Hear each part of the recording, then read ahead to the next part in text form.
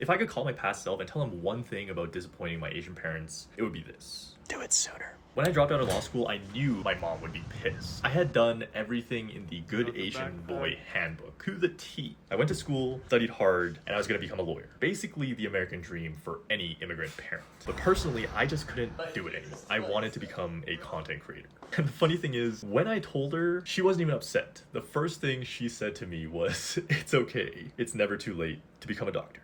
And in that moment, I realized that to my mom, that was just a sentence. But to me, this was my entire life. And I think the biggest lesson was that living a life to make your parents proud means that you have to give up a life of making yourself proud.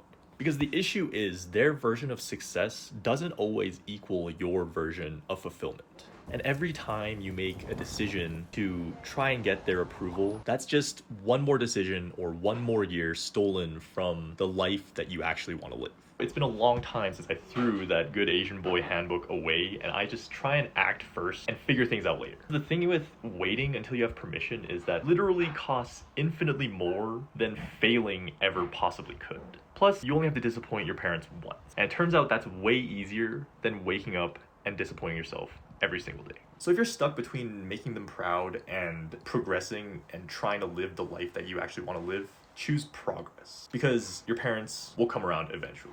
At least, my mom did.